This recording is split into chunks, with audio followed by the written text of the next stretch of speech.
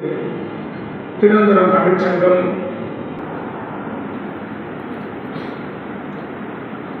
மிக சிறப்பாக நடத்தி வருவது என்பதை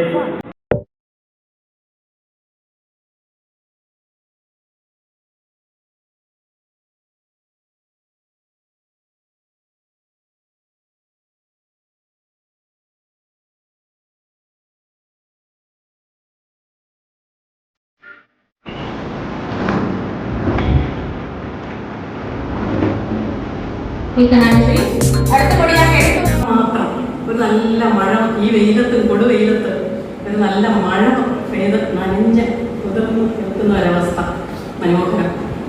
കൈരളി സരസ്വതി സാഹിത്യ പുരസ്കാര വേദിയിൽ വെച്ചാണ് മത്സരം കാണുന്നത്. സാറിൻ്റെ കയ്യിൽ നിന്നാണ് ജയകുമാർ സാറിൻ്റെ കയ്യിൽ നിന്നാണ് ഞാൻ ആ ആളേറ്റ് വാങ്ങിയത്. അപ്പം അതേപോലെ കണ്ടതിൽ വളരെ സന്തോഷം.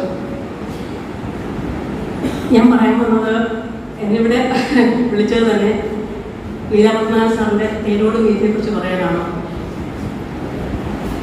എനിക്ക് തോപ്പിൽ മുഹമ്മദ് മീരാൻ അദ്ദേഹത്തിൻ്റെ ഏകദേശം 10ലധികം കഥകൾ പല വാരികളിലായിട്ട് മലയാളത്തിലെ മാതൃഭൂമി അടക്കം പല വാരികളിലായിട്ട് ഞാൻ ട്രാൻസ്ലേറ്റ് ചെയ്തിട്ടുണ്ട് മലയാളത്തിൽ. மலையாள மொழியினை கணினியில் பயன்பாட்டில் கொண்டுவதற்காக மலையாள தனிமை என்ற ஒருங்கிணைப்பை நடத்தி வந்தவர்.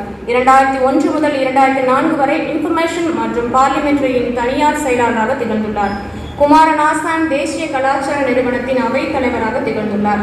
முனிவர் அவர்கள் 1998 தர்ஷனா விருது, 2003 சமூக கலாச்சார மற்றும் இலக்கிய விருதுகளான எல்லாருக்கும் வணக்கம்.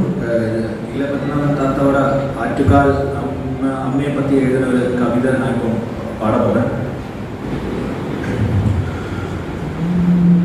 காவேரி ஆற்றின் கரையில் பிறந்து வளரும் விவாகிதையாய், வைகை ஆற்றின் கரையில் விதவையாய் தீர்ந்து, கிள்ளி ஆற்றின் கரையில் கோவிலில் குடிகொண்ட குடவல தெய்வமே, நினக்கு பொங்காலிட்டு வாழ்த்தி வணங்கி சாஷ்டாங்க நமஸ்காரம். தேங்க்யூ.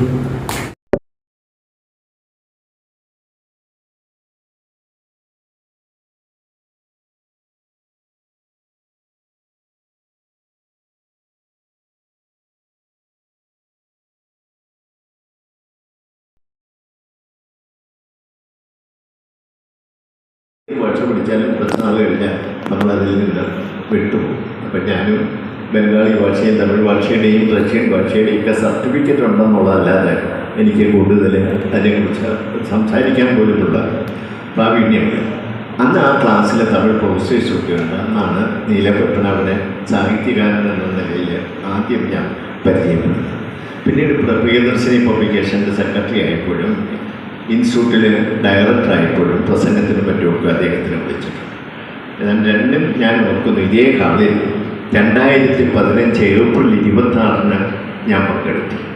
അന്ന് അദ്ദേഹത്തിൻ്റെ പുസ്തകമുണ്ട്, നീലപത്മം എന്ന അവാർഡ് കൊടുക്കുന്ന ചടങ്ങുണ്ടായിരുന്നു. ഏറ്റവും നല്ലതാണ്, പുതിയ ആൾക്കാരെ വളർത്താൻ ഉപയോഗിക്കുന്ന നല്ലൊരു ചടങ്ങാണ് നീലയും തമിഴ് സംഘവും ചെയ്യുന്നത്. പിന്നെ അദ്ദേഹത്തിൻ്റെ ഏറ്റവും പ്രശസ്തമായ കൃതിയാണ് തലമുറകൾ. അതിൻ്റെ പേരിലും ഇപ്പോൾ ഒരു പുരസ്കാരം ഇന്നിവിടെ നൽകുകയുണ്ടായി. അപ്പോൾ പുതിയ തലമുറ എഴുത്തിലേക്ക് വളർത്താൻ സഹായിക്കുന്ന ഒരു ചടങ്ങായിട്ടാണ് അന്ന് 2 പുസ്തകങ്ങൾ ഇവിടെ പ്രകാശനം ചെയ്തത്. അതിൻ്റെ 2ൻ്റെയും പ്രസാധകൻ പ്രിയദർശിനി പബ്ലിക്കേഷൻ്റെ സെക്രട്ടറി എന്നുള്ള നിലയിൽ എൻ്റെ പ്രസാധകനും എഡിറ്ററും ഞാനായിരുന്നു. ഒന്ന് ലഹരിയിൽ ലയിച്ചോ, മറ്റൊന്ന് നൊമ്പരങ്ങൾ. അതായത് 2 പുസ്തകങ്ങൾ നോക്കിയത്. അത് മലയാളത്തിലേക്ക് വിവർത്തനം ചെയ്തത് ഒരു ശൈലജ രവീന്ദ്രനാണ്. ഞാനിവിടെ നോക്കി, ഇവിടെ കണ്ടില്ല. പക്ഷേ ശൈലജ രവീന്ദ്രൻ എന്നിവിടെ ഇല്ലെങ്കിലും അവരുടെ ആമുഖക്കുറിപ്പ് ഞാനെന്നും ഓർക്കുന്നു. അവരെഴുതിയിരിക്കുന്നത്, തമിഴ് സംഘമില്ലായിരുന്നെങ്കിൽ ഞാനൊരു സാഹിത്യകാരിയാകില്ലായിരുന്നു. എൻ്റെ സാഹിത്യത്തിലേക്ക് കൊണ്ടുവന്നതും ആദ്യം കൊണ്ടുവന്നത് നീലപത്മനാഭൻ സാറാണ്. അദ്ദേഹത്തിൻ്റെ 2 പുസ്തകങ്ങൾ ട്രാൻസ്ലേറ്റ് ചെയ്തുകൊണ്ടാണ് ഞാൻ ഈ രംഗത്തേക്ക്, എഴുത്തിൻ്റെ രംഗത്തിലേക്ക് കടന്നത്.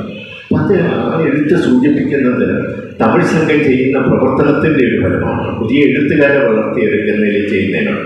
അവരെ ശൈലജ രവീന്ദ്രൻ പിന്നീട് തിരുക്കുറളിൽ വിവർത്തനം ചെയ്യുകയും യാമം എന്ന് പറഞ്ഞ മറ്റ് നിരവധി കൃതികൾ അവർ വിവർത്തനം ചെയ്യും. തമിഴ്നാടിൻ്റെ അവാർഡ് കിട്ടാനും കൂടി അത് ഉപയോഗിച്ചു. ഞാൻ അന്നത്തെ പുസ്തകത്തിൻ്റെ എഡിറ്റർ ഞാനായിരുന്നു എന്ന് പറയാൻ വേണ്ടിയല്ല. ആ നീലാപത്മനാഭനും നീലാപത്മവും അവാർഡ് നൽകുന്നതിലൂടെ തലമുറകൾ തലമുറയെ അവാർഡ് നൽകുന്നതിലൂടെ ഒരു പുതിയ തലമുറയെ എഴുത്തിലേക്ക് ഇന്നും അകന്നുകൊണ്ടിരിക്കുന്ന ഒരു പുതിയ തലമുറയെ എഴുത്തിലേക്ക് അടുപ്പിക്കാൻ സഹായിക്കുന്നത്. അത് മാത്രമല്ല, അദ്ദേഹത്തിൻ്റെ കൃതികളെല്ലാം കാലാതീതമാണ്. ഉദാഹരണത്തിന് ഈ ലഹരിയിൽ ലയിച്ചവൻ, അത് നമ്മുടെ പുതിയ തലമുറയ്ക്ക് മദ്യത്തിനുള്ള ആസക്തിയെ കുറിച്ചാണ്. മദ്യം മരണമാണ്, മദ്യം വിഷമാണ് എന്ന സന്ദേശമാണ് ആ കൃതി നൽകുന്നത്. അതിൽ നമ്മുടെ രാഷ്ട്രീയക്കാരും സർക്കാരും എല്ലാം ചേർന്ന് ഉള്ള ആ മാഫിയയുടെ കൂട്ടുകെട്ട്. അതായത് പണ്ടൊക്കെ നമ്മുടെ ഒരു രാജ്യത്തെ ആക്രമിക്കുന്ന വെച്ചാൽ തോക്കും പീരങ്കിയും ടാങ്കും ഒക്കെ ഉപയോഗിച്ചാണ്. ഇന്നതല്ല, കൊറോണ പോലുള്ള വൈറസ് ഉപയോഗിച്ച് ഇന്ത്യയെ നശിപ്പിക്കാൻ വേണ്ടി സാമ്രാജ്യത്വ ശക്തികൾ നമ്മുടെ തലമുറയെ നശിപ്പിക്കുകയാണ്. അതായത് ഇന്ന് ഇന്ത്യ ലോകത്തിൻ്റെ യുവത്വം എന്ന് പറയുന്നത് ഇന്ത്യയാണ്. ജപ്പാനിലും പാശ്ചാത്യ രാജ്യങ്ങളിലുമൊക്കെ വയോജനങ്ങളെ യുവാക്കളില്ല. അതുകൊണ്ട് അടുത്ത ഈ വരുന്ന ദശകങ്ങളിൽ പുതിയ തലമുറയ്ക്ക് അനന്തമായ ജോലി സാധ്യതയാണ്. സ്കിൽ ഡെവലപ്മെൻറ്റ് കൂടി ഉണ്ടെങ്കിൽ അനവധി ജോലികൾ കിട്ടുന്നതിനുള്ള എല്ലാ പുതിയ തലമുറയ്ക്ക് മൊത്തം വെളിയിൽ പോകാനുള്ള ഒരു സാധ്യത ഇതിൽ തുടർന്നുണ്ട്. അപ്പോൾ ഇന്ത്യയെ നശിപ്പിക്കണമെങ്കിൽ ഈ തലമുറയെ നശിപ്പിക്കുക എന്ന് കണ്ടുകൊണ്ടാണ് സൗജന്യമായി മയക്കുമരുന്നുകളും ഇതുമെല്ലാം പാകിസ്ഥാനിൽ നിന്ന് ചൈനയിൽ നിന്ന് വരുന്നത്. നമ്മുടെ ഭരണകൂടങ്ങളും അല്ലെങ്കിൽ സാമൂഹിക പ്രവർത്തകരൊന്നും ഈ വിപത്ത് കാണുന്നില്ല. ഒരു തലമുറ നശിച്ചുകൊണ്ടിരിക്കുകയാണ് മദ്യത്തിലും മയക്കുമരുന്നിലും. അത് ഒരു ദശാബ്ദത്തിന് മുമ്പ് ഈ വിപത്തിനെ കുറിച്ച് വിരൽ ചൂണ്ടിയ സാഹിത്യകാരനാണ് നീലാപത്മനാഭൻ. അദ്ദേഹത്തിൻ്റെ മറ്റേ ഏത് കൃതികൾ എടുക്കുകയാണെങ്കിലും ഇതാണ് കാലാതീതമായി നിൽക്കുന്നത്, അനുഭവങ്ങളിൽ നിന്ന് എടുക്കുന്നത്. ഒരു എഴുത്തുകാരൻ എന്ന നിലയിൽ അദ്ദേഹത്തിന് ഒരു ദിശാബോധവും ഒരു സാമൂഹ്യ വീക്ഷണവുമുണ്ട്. ആ സാമൂഹ്യ വീക്ഷണം സമൂഹത്തിൻ്റെ നന്മയാണ്.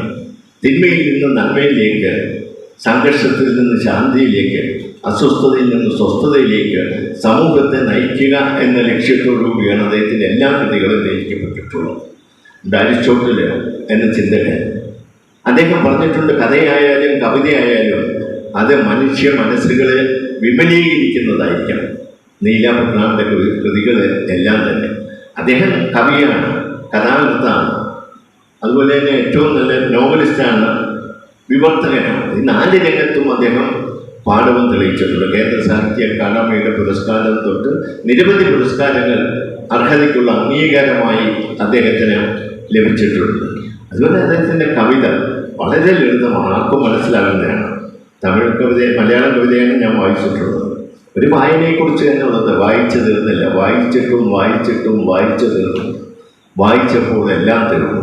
വളരെ ചെറിയ വാക്യങ്ങളിലൂടെ മഹാസത്യങ്ങൾ, നമ്മുടെ വേദോപനിഷത്തുകളുടെ സത്യദർശനങ്ങൾ ഈ ചെറുവരികളിൽ ഉൾക്കൊള്ളിച്ചുകൊണ്ട്, ജീവിത ദർശനങ്ങൾ ഉൾക്കൊള്ളിച്ചുകൊണ്ടുള്ള കവിത എഴുതാൻ അദ്ദേഹത്തിന് കഴിഞ്ഞിട്ടുണ്ട്. അതുപോലെ മറ്റ് കൃതികൾക്കാണെങ്കിലും ഇതേണൊക്കെ ജീവിതത്തെ നേരായ മാർഗത്തിലേക്ക് നയിക്കുക എന്നുള്ളൊരു ലക്ഷ്യം അദ്ദേഹത്തിനുണ്ട്. ഈ ലഹരിയിൽ ലയിച്ചവർ നൊമ്പരങ്ങളും മാത്രമല്ല, മറ്റ് 3 പുസ്തകങ്ങൾ കൂടി പ്രസിദ്ധീകരിക്കാനുള്ള അവസരം പ്രിയദർശിനിയുടെ സെക്രട്ടറി എന്നുള്ള നിലയിൽ എനിക്ക് കഴിഞ്ഞിട്ടുണ്ട്. ആവണിച്ചിറപ്പെന്നുള്ള ചെറുകഥാ സമാഹാരം, ആ ചെറുകഥാ സമാഹാരങ്ങളെല്ലാം തന്നെ ജീവിതത്തിൻ്റെ അനുഭവങ്ങളാണ്. നമ്മൾ ഇന്നും ഓർത്തിച്ചിരിക്കുന്ന ഇതുണ്ട്. കഥയിലെ നായികയ്ക്ക് ലൈംഗിക തൃഷ്ണ വരുമ്പോൾ, അല്ലെങ്കിൽ നായകന് ലൈംഗിക തൃഷ്ണ വരുമ്പോഴത്തേക്ക് കണക്ക് നോക്കാം എന്ന് ഭാര്യയെ വിളിക്കുന്നുണ്ട്. വളരെ സത്യമായിട്ട് കഥ എഴുതുന്നതിനും അദ്ദേഹത്തിന് എല്ലാം പൊതിഞ്ഞ് തുന്യാത്മകമായി കഥ എഴുതുന്നതിനുമുള്ള ഒരു പ്രത്യേക സിദ്ധി അദ്ദേഹത്തിനുണ്ട്. അതുപോലെ തന്നെ അദ്ദേഹം ജനം ഓടിയ വഴികൾ എന്നുള്ള കൃതികൾ, ശരണഗതി എന്നിട്ടുള്ളൊരു കവിതാസമാഹാരം, അങ്ങനെ ഏതാണ്ട് 5 പുസ്തകങ്ങളോളം അദ്ദേഹത്തിൻ്റെ രചിക്കുവാൻ എനിക്ക് കഴിഞ്ഞിട്ടുണ്ട്. പിന്നെ ഇതെല്ലാം അതീതമായി ഞാൻ 2 ഭാഷകൾ, തമിഴിനെയും മലയാളത്തെയും തമ്മിൽ ബന്ധിപ്പിക്കുന്ന പാലമല്ല, തമ്മിൽ ബന്ധിപ്പിക്കുന്ന ഒരു മഴവില്ലാണ് നീലാപത്മനാഭൻ. അദ്ദേഹത്തിന് ഇംഗ്ലീഷിലും മലയാളത്തിലും തമിഴിലും ഒരുപോലെ പ്രാവീണ്യമുണ്ട്. മലയാളവും തമിഴും ഒരുപോലെ തന്നെയാണ് അദ്ദേഹം പ്രാർത്ഥിച്ചത്. അത് എനിക്ക് തോന്നുന്നത് ഈ രണ്ട് ഭാഷകളും തമ്മിലുള്ള ബന്ധമാണെന്ന് തോന്നുന്നു. കാരണം ഹെർമൻ ഗുണ്ടർത്താണ് ആദ്യത്തെ ഭാഷാചരിത്രം, മലയാളത്തിൻ്റെ ഭാഷാചരിത്രം എഴുതിയത്. അദ്ദേഹം എഴുതി തമിഴിൻ്റെ പുത്രിയാണ് മലയാളം എന്ന് അദ്ദേഹം എഴുതി. AR രാജരാജവർമ്മയും കേരളവർമ്മ വയ്യകോയും തമ്പുരാനും തുടങ്ങിയുള്ള സാഹിത്യകാരന്മാരെല്ലാം അത് ഏറ്റുപാടി. പക്ഷെ ഒരു സാഹിത്യകാരൻ മാറ്റി പറഞ്ഞു, അത് മറ്റാരുമല്ല തമിഴിലെ പൈതൃകമുള്ള ജന്മം കൊണ്ട കർമ്മമണ്ഡലമായി മലയാളത്തെ എടുത്ത മഹാകവി ഉള്ളൂർ പരമേശ്വരയ്യനാണ്.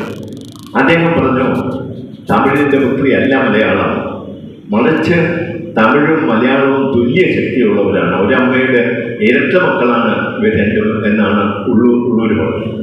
നമ്മുടെ ക്ഷേത്രപ്രവേശന വിളംബരത്തിൻ്റെ ആമുഖത്തിൽ അതിൻ്റെ ആവശ്യകതയെക്കുറിച്ച് പറഞ്ഞതിൻ്റെ പേരിൽ അദ്ദേഹത്തിൻ്റെ ബ്രാഹ്മണ സമുദായം അദ്ദേഹത്തെ ഒറ്റപ്പെടുത്തി വായിത്തെ കൽപ്പിച്ച് മാറ്റി നിർത്തി. അന്ന് അദ്ദേഹം പറഞ്ഞൊരു വലിയ വാചകമുണ്ട്, ഇതുവരെ ഞാനൊരു ബ്രാഹ്മണനായിരുന്നു, ഇന്നു മുതൽ ഞാനൊരു മനുഷ്യനായി, എന്നെ മനുഷ്യനാക്കിയത് എൻ്റെ സമുദായമാണെന്ന് പറഞ്ഞ് അദ്ദേഹം പ്രതികരിച്ചത് ഞാൻ ഓർക്കുന്നു. അദ്ദേഹത്തിൻ്റെ ഓർമ്മ നിലനിർത്താൻ ഇവിടെ ഒരു പുരസ്കാരം നൽകുന്ന കാര്യവും ഈ തരുണത്തിൽ ഞാൻ ഓർത്തു പോവുകയാണ്. നമ്മുടെ മലയാള ഭാഷയുടെ ചരിത്രത്തെക്കുറിച്ച് പല വാദഗതികളുണ്ട്. ഒന്നാമത്തെ വാദഗതി, പണ്ട് ഈ ദക്ഷിണേന്ത്യ മുഴുവൻ ഈ ചെന്തമിഴായിരുന്നു. സാധാരണക്കാർ സംസാരിച്ചിരുന്നത് കൊടുന്തമിഴരാണ്, കർഷകരും തൊഴിലാളികളും ഒക്കെ. മലയാള പ്രദേശത്തും സംസാരിച്ചിരുന്നത് കൊടുന്തമിഴായിരുന്നു. അതുപോലെ തന്നെ തെലുങ്കിലും കന്നഡയിലും എല്ലാം അതാത് കൊടുന്തമിഴുകൾ ഭാഷ. ചെന്തമിഴ് പിന്നീട് നിലച്ചുപോയി, അതിന് പ്രശസ്തി ഇല്ലാതായി. സംസ്കൃതം വേദഭാഷയാണ്, പക്ഷേ സംസ്കൃതം ഇന്നില്ല. കാരണം അതിൽ മാറ്റങ്ങൾ വരുത്താൻ അതിൽ യാഥാസ്ഥിതികൾ സമ്മതിച്ചില്ല. ലാറ്റിൻ ഭാഷ പൗരോഹിത്യത്തിൻ്റെ ഭാഷയായിരുന്നു, അതിൽ മാറ്റം വരുത്തുന്നതിന് അത് കൈകാര്യം ചെയ്തിരുന്ന പുരോഹിത വർഗം അനുവദിച്ചില്ല. അതുപോലെ ചെന്തമിഴും കൈകാര്യം ചെയ്തിരുന്നത് സവർണരും വരേണ്യവർഗവുമായിരുന്നു. മാറ്റം വരുത്താത്ത മൂലം ഈ മൂന്ന് ഭാഷകളും ഇന്നില്ല. പക്ഷേ കൊടുന്തമിഴ് മലയാള പ്രദേശത്തുണ്ടായിരുന്ന കൊടുന്തമിഴ് അത് ഇന്ന് മലയാളമായി. തമിഴ് പ്രദേശത്തെ കൊടുന്തമിഴ് ഇന്നത്തെ തമിഴായി. തെലുങ്കിലും കന്നഡയിലും ഉണ്ടായിരുന്ന കൊടുന്തമിഴുകൾ ഇന്ന് തെലുങ്കായി, കന്നഡയായി, ഇന്ന് അത് മാറിയിട്ടുണ്ട്. കാരണം ഈ ഭാഷകളൊക്കെ മാറ്റങ്ങൾ വരുത്തുന്നതിന്, കാലാനുസൃതമായ മാറ്റങ്ങൾ വരുത്തുന്നതിന് അനുവദിക്കപ്പെട്ടുകൊണ്ട് കൊണ്ടും കൊടുത്തും മാത്രമേ ഒരു ഭാഷ വളരുകയുള്ളൂ. നമ്മൾ തമിഴായാലും മലയാളമായാലും ഇന്ന് പുതിയ nano technology, material technology, IT തുടങ്ങിയ പുതിയ വിഷയങ്ങൾ വരുമ്പോൾ അതിലെ പദങ്ങൾ അതേ കണക്ക് തന്നെ എടുത്ത് നമ്മൾ ഉപയോഗിച്ച് കഴിഞ്ഞാൽ കുറേ നാൾ ഉപയോഗിക്കുമ്പോൾ അതെല്ലാം നമ്മുടെ ഭാഷയായി മാറും. എന്നാൽ ഈ റെയിൽവേക്കാരെ കളിയാക്കി, ഉദ്യോഗസ്ഥന്മാരെ കളിയാക്കി പറയാറുണ്ട്. അവർ ഡയറക്ടറായിരുന്ന കാലത്ത് ഇന്ത്യൻ ഭാഷകൾ പഠിപ്പിക്കുന്ന കോഴ്സുകളുണ്ട്. അതിൽ തമിഴ് ഭാഷ പഠിപ്പിക്കുന്നതിൻ്റെ കോഴ്സ് യൂണിവേഴ്സിറ്റി കോളേജിൽ വെച്ചാണ് അതിൻ്റെ ക്ലാസ്. അതിൽ ബംഗാളിയും പഠിപ്പിക്കുന്നതിനുണ്ട്. അപ്പം ഞങ്ങൾ ഭാഷാ ഇൻസ്റ്റിറ്റ്യൂട്ട് ഉദ്യോഗസ്ഥരായി കയറണം. MB ആയിരുന്നു ഡയറക്ടർ. ഞങ്ങൾക്ക് ഫീസ് കൊടുക്കണ്ട, അതുകൊണ്ട് തമിഴിനും ബംഗാളിയിലും എല്ലാം ക്ലാസ്സിന് ഞങ്ങൾ കയറും. തമിഴ്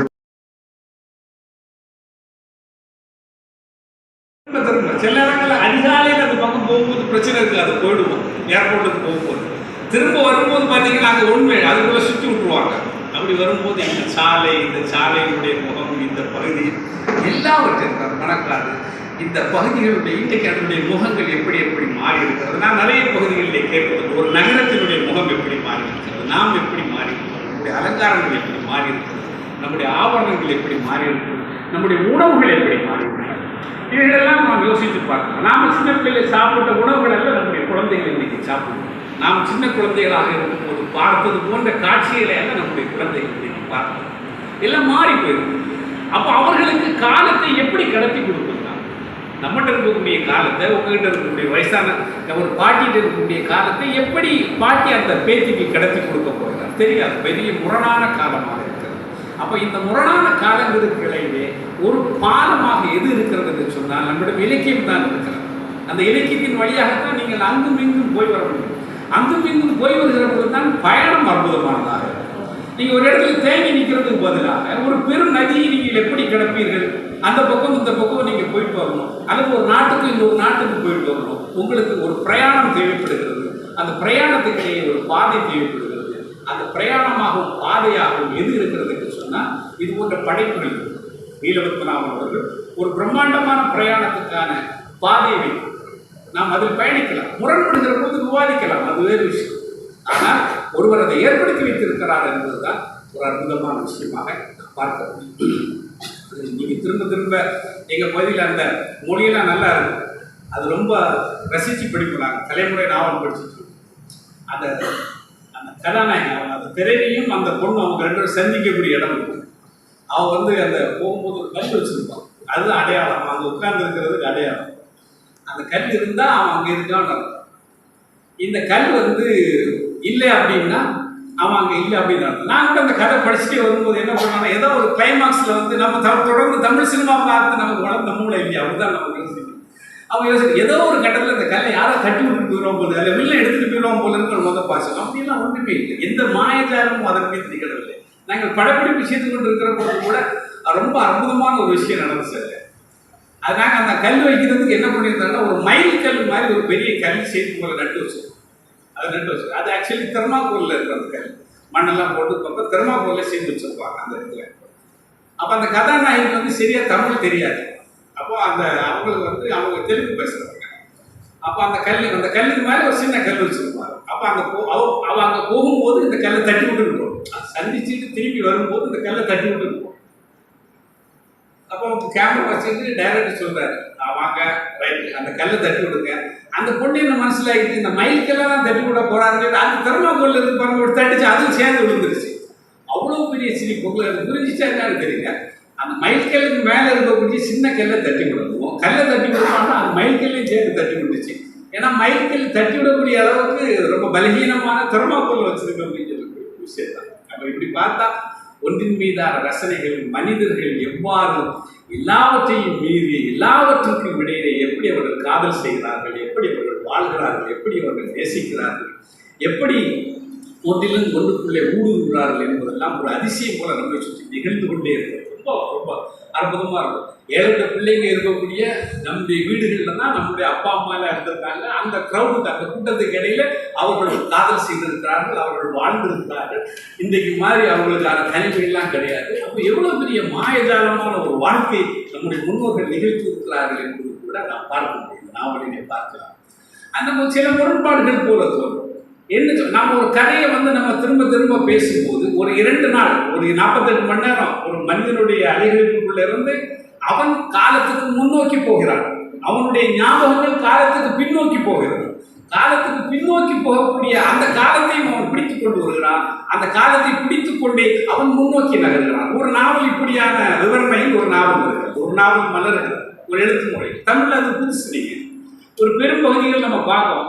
ஒரு காட்சிக்கு காட்சி மனிதனுடைய மனம் என்பது பின்னோக்கி ஓடிக்கொண்டே இருக்கிறது. ஒரு நிகழ்வு நடக்கிறது, அந்த நிகழ்விலிருந்து அவன் ஒரு மனுஷனுடைய மனம் பின்னோக்கி ஓடுது. பின்னோக்கி ஓடுற மனசெல்லாம் பிடிச்சி அவன் கொண்டு வரான். அவனுக்கு அடுத்தது முன்ன கால் வைக்கணும், முன்னோக்கி போகணும். அது முன்னோக்கும் பின்னோக்குமான அந்த மன பிரளயத்துக்குள்ளே அவர் ஒரு பிரம்மாண்டமான காலத்தை கட்டமைக்கக்கூடிய ஒன்றாக அந்த எழுத்து வளர்ந்திருக்கக்கூடியதை பார்க்கலாம். நீலபத்மநாபன் அவர்களுக்கு 86 வயது. அவர் இன்னும் நீண்ட ஆயுளோடு நிறைந்த ஆரோக்கியத்தோடு வாழ வேண்டும். இன்னும் அவர் எழுத வேண்டும். அவருடைய படைப்புகள் தமிழ் சமூகத்துக்கு கிடைக்க வேண்டும் என்று இருக்கிற ஒரு பிரார்த்தனையை தான் நான் இந்த நேரத்தில் செய்வதற்கான சாத்தியமாக நான் பார்க்கிறேன். அதுபோல் இங்கே விருது பெற்றிருக்கக்கூடியவர்கள் ஒரு நண்பர் 2 பேர். நம்ம ஒரு இசைக்கு முத்துடைய கவிதை, அப்புறம் வந்து அவர் சுரேஷ் நெல்லியூருடைய கதை.